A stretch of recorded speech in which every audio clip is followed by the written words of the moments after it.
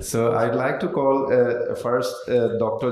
JAYASHRee BARUAH, who will be speaking on the relevant anatomy. Dr. JAYASHRee BARUAH is a very fantastic anterior segment surgeon, and she's the director of Vision Plus Hospital at Jorhat. JAYASHRee, please. So very good morning, one and all.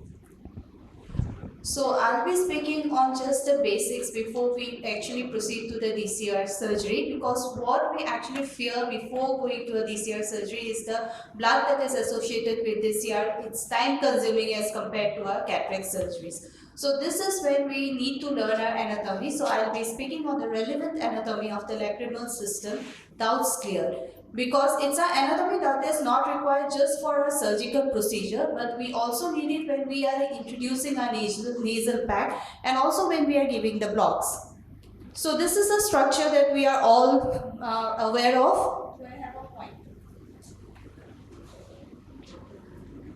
So it begins with at the punctum, then we have the canaliculus, we have the sac out here draining into the inferior meatus of the dome. But when we are doing a DCR, we are creating an opening out here, so it opens at the level of the middle meatus. Now, before actually proceeding with the dissection, let us in our mind just have a sequential dissection of what are the structures that we are going to encounter. So first, obviously, is the skin where we give the incision. So underneath the skin comes our orbicularis, where we need to do the blunt dissection so as to preserve the pumping action.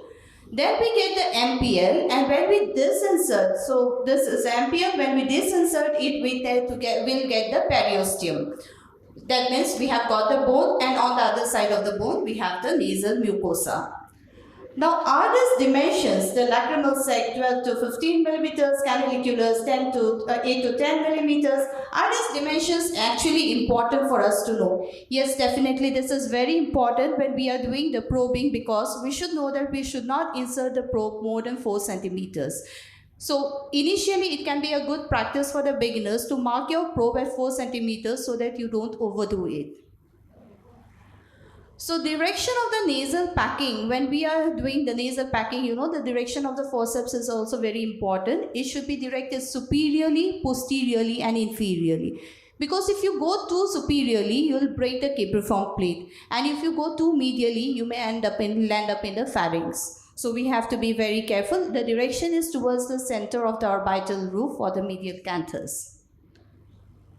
So the MPL, as I have already stated, it helps us to find the periosteum. It is a direction of the nasal packing forceps which we are using. So it's a very important structure in DCR surgery. Even the single point block that we are giving in DCR is at the level of the MPL. So why do we need to learn the embryology? This is because we may miss out on certain congenital anomalies that may be associated with the lacrimal system. And the story begins at 32 days of embryonic gestation, when we have the frontonasal sinuses, processes and the maxillary process with the ectoderm invaginating to form the cord, which begins the canalization at the 4th month of gestation. So there are membranes that are present at both the upper end and the lower end. The punctal membranes, they are usually open at full term. The membrane of Fessner, it usually remains imperforate in about 70% of the newborn cases, but usually opens up within the 1st month. So regarding the clinically relevant parts of the lacrimal system, what we all know is the punctum, which is a relatively avascular structure. And it is this avascularity which helps us in detecting even a stenosed punctum. And the inferior punctum, which we all know, is approximately 0.5 millimeter lateral to the superior punctum. This is because of the disproportion in the growth of the maxillary bone and the frontal bone. So canaliculus, so we have another incompetent valve, the valve of Rosenmuller, which is present at over here at the junction where the common canaliculus meets the sac. So it does not have much of a clinical significance, but you may get patients who complain that the air gushes out from the punctum when they blow their nose. So the most important area is the lacrimal fossa area. So this is the area that is formed mainly by the lacrimal bone. This bluish part you have the ethmoid bone, and inferiorly you have the maxilla, and superiorly you have the frontal bone. So the frontal process, it is bounded anteriorly by the anterior lacrimal crest, which is a part of your maxilla, and posteriorly you have the posterior lacrimal crest that is formed by the lacrimal bone. So superiorly it is at the upper end of the MPL, and inferiorly it is almost at the level where the sac meets the anal leaf. So there is another faint groove which is present just anterior to your fossa. You have the sutura nota. So the clinical significance of this is that it lodges small twigs of the infraorbital artery, so it may sometimes cause bleeding. So regarding the osteotomy, it is exactly where the sac lies. So this is the portion where we are performing our osteotomy. So we can extend anteriorly up to the anterior lacrimal crest, but including it. Posteriorly, you have the posterior lacrimal crest, but excluding it. Superiorly, as I have mentioned, it is at the level of the MPL, and inferiorly where the sac meets the anal leaf.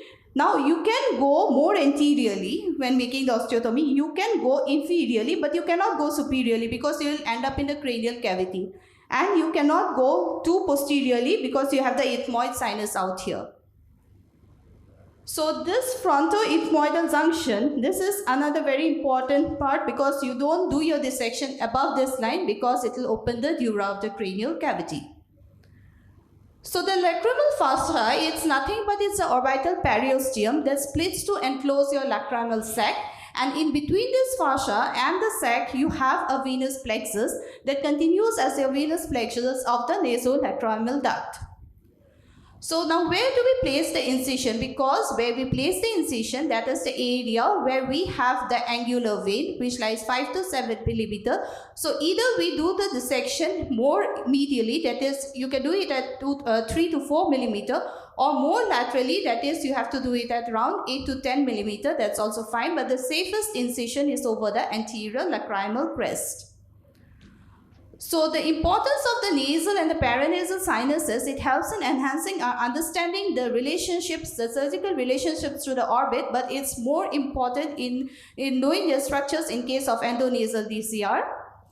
Laterally, we have the turbinates. I was already mentioned the entry for the external DCR is the anterior tip of the middle meatus, but the ostium in endoscopic approach is usually more inferior. So tracing the orbital rim, it is basically a spiral. If you trace it from the posterior lacrimal crest, we extend upward, then we come down and extend it spirally, we go and we get the anterior lacrimal crest. So this is important in performing the nerve blocks because infratrochlear nerve is the first nerve that we block. So here it begins by tracing your anatomy. Here again you get the anterior lacrimal crest at the upper end of the MPL. You go directly inside and you get the periosteum. You come out a little bit and inject a little amount over here. And after blocking, next we go towards a little bit downwards where we get the external branch of the anterior ethmoidal. Another approach for this anterior ethmoidal is the transcaruncular approach. Then we have the infraorbital nerve twigs which can be blocked at the junction of the medial and the lateral 1/3. So with this much of the anatomy, maybe now we are confident in performing. We can go ahead with the next step while performing the surgery. Thank you so much, and over to performing a stress-free and successful DCR. Thank you so much. Thank you so much, Dr. Jayashree. You have given a very fantastic presentation. Yes, the stress, the postgraduate students should really know the anatomy very nicely. Number one is the angular vein, the vessels near the medial canthus. Number two is the lamina papyracea and all, and the surrounding structures, anterior lacrimal crest and all. And also, the last slide which she had shown is the infiltration of the local anesthesia. What nerve you like to block first? So this is a very